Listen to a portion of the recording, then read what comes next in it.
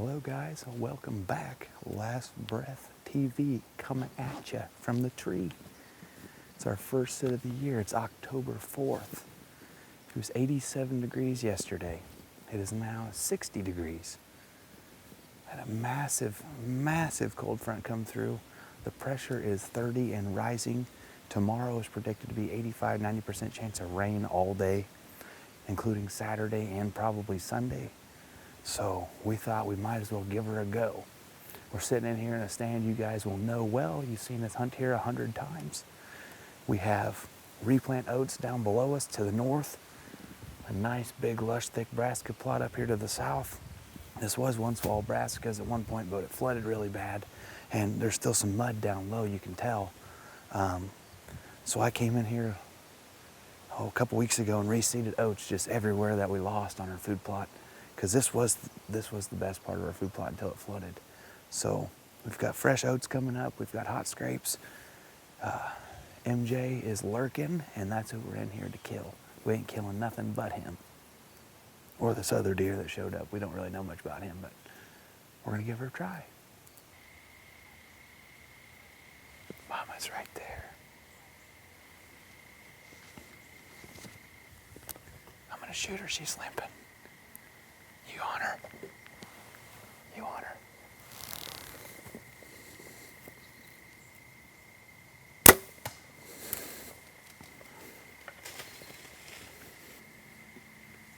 She done. I wasn't gonna shoot her, but she was limping, so I took care of her. She's down probably 75 yards. Top boys on the board, first night out.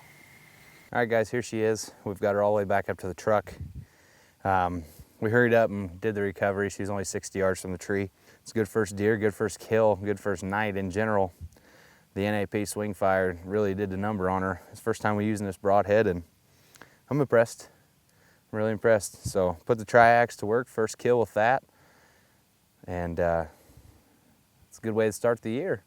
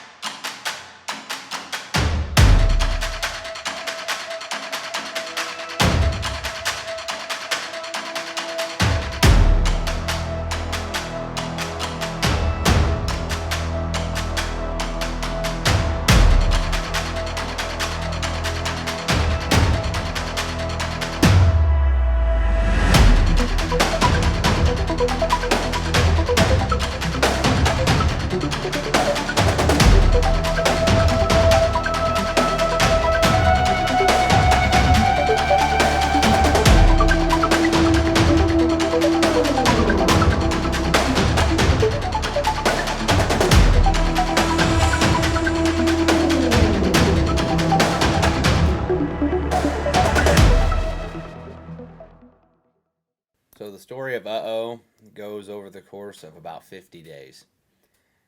I'm working out of town. I'm taking the country roads on my way home because it puts me right at deer 30 as the time I'm coming by in accordance to my house. I notice this field is freshly picked. Farmers are out there in the back portion of the field, and there's deer all over the front. So I got on my hunt stand, did some research, made some phone calls, and got permission to hunt this farm. So I got permission about a week before Halloween. A couple days later, I went out, threw a trail camera just to see. I found a huge scrape, wanted to see what kind of deer are frequenting the area. I go back a week later and check it, and the first video on the camera is Uh-Oh.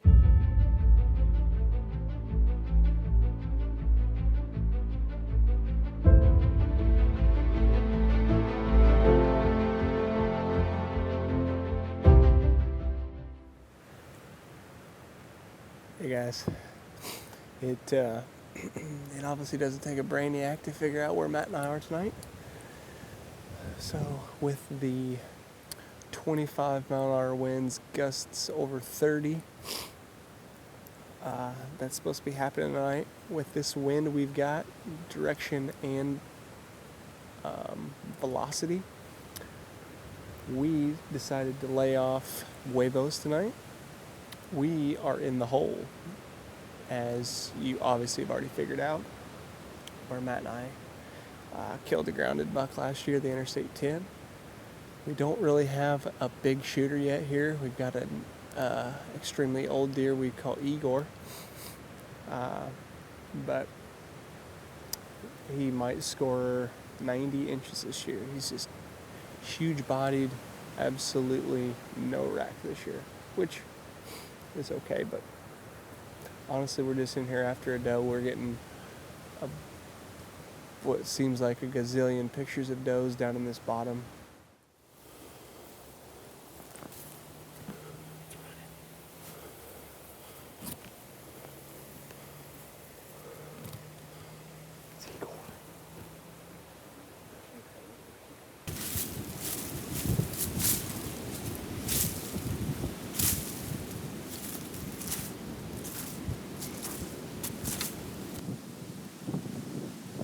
Right after got done hunting this morning. We just got back in here and trimmed a few lanes, and before we even got it set up, we've already had deer right underneath us. So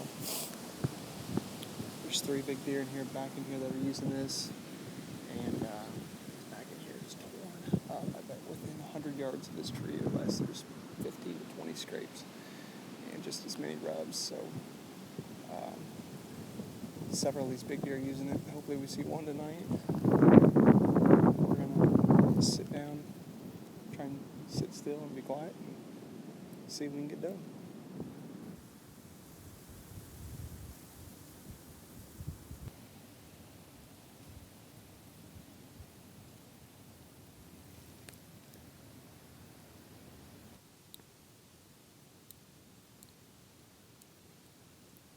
So I started sharing this property with the property owners, relatives, and I told them that I was going to strictly hunt on the ground just to make sure the peace was kept. So I hunted it a few times early November, didn't have much luck. I just basically went out there just to kind of get an idea of where these deer are moving through this property. It's basically a giant field with a couple little fingers in it, so I just kind of wanted to see how the deer were using it. So let's fast forward to muzzleloader season. With Matt grabbing a last-second muzzleloader tag, we set out to go check the mule trees, and we had another big deer we called high-low out there frequenting the area quite a bit in daylight. So honestly, we set out to go kill him. We went to the very back of this property where we had him 2 or 3 days in a row in daylight.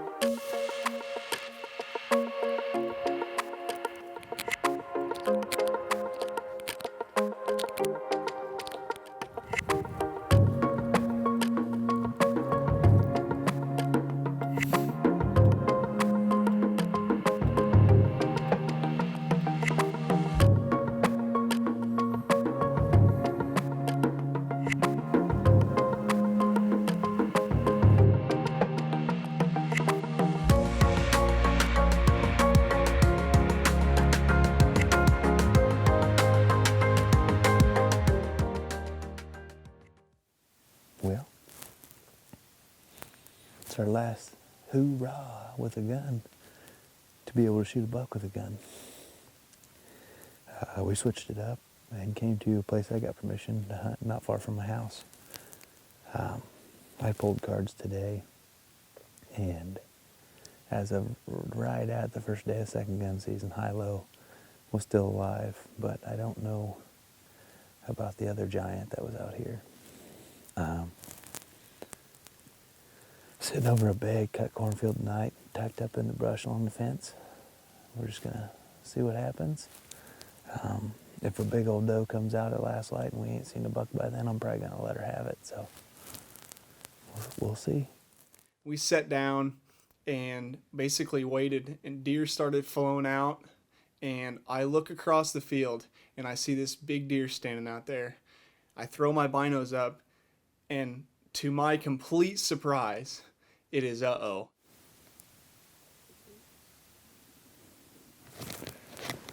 There's a bunch. There's a little tiny buck. They spooked at something in that low spot. Okay.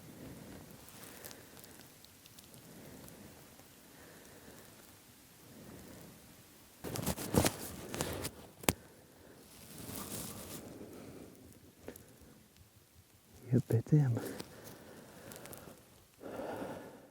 So is out in this field, and he's bumping 3 or 4 does around, and he's out there probably 200 yards. Matt decides to snort wheeze, and this deer just absolutely flips inside out. He is on a mission right towards us. Goes down into the draw and is raking every tree he can see. And finally, after about 15 minutes of that, he works up the hill right towards us. The most epic footage I've ever laid down personally. And to the end of the story of this deer is absolutely incredible. I'm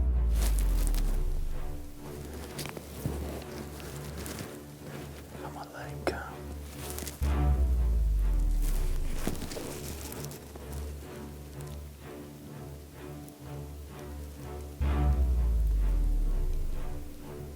As soon as we get a clear shot, I'm gonna kill him.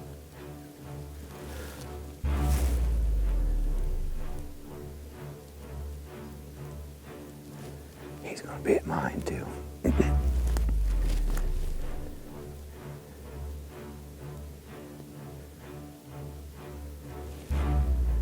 Are you good to go?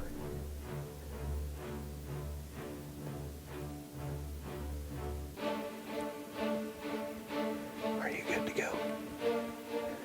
Okay.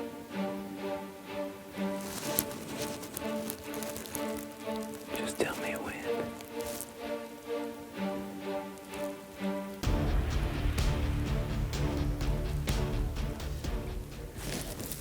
I'm gonna let him come. You ready?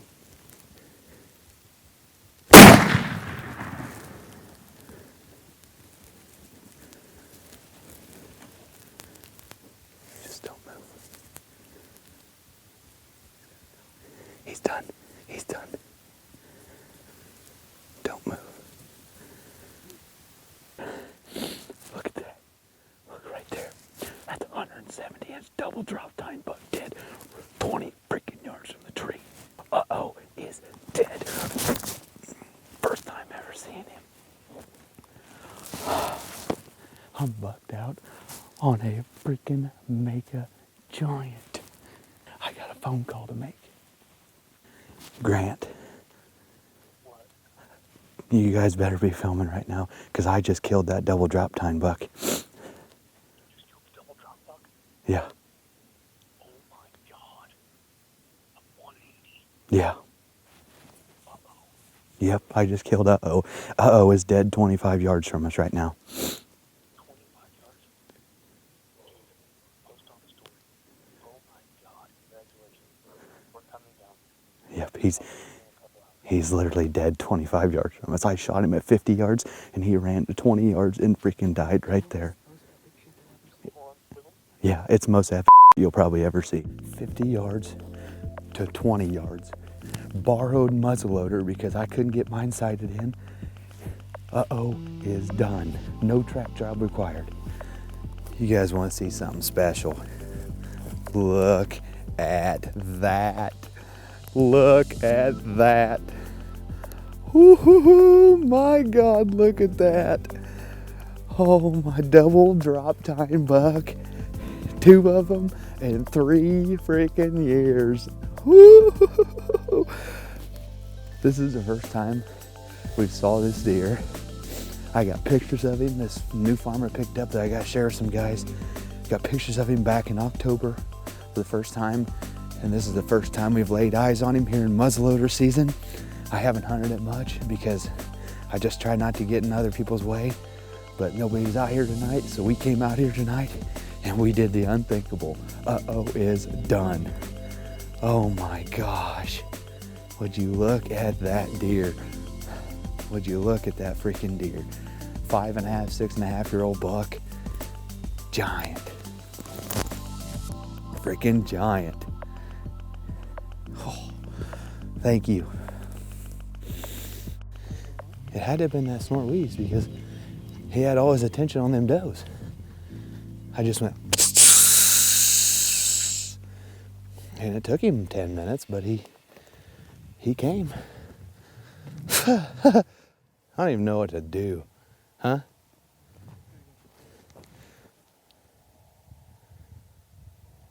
I don't even know what to do with my hands right now. I really don't.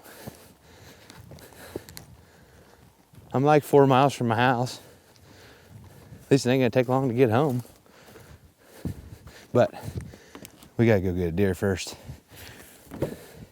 There's a special place for that bad girl right there. And it's 400 yards away. That deer would not be possible without this gun right here.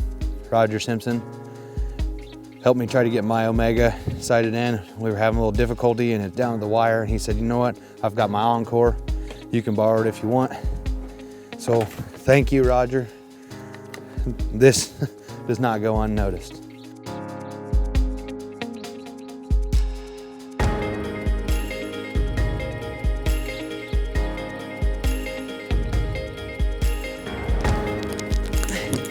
right, I got his back legs. I got his back legs.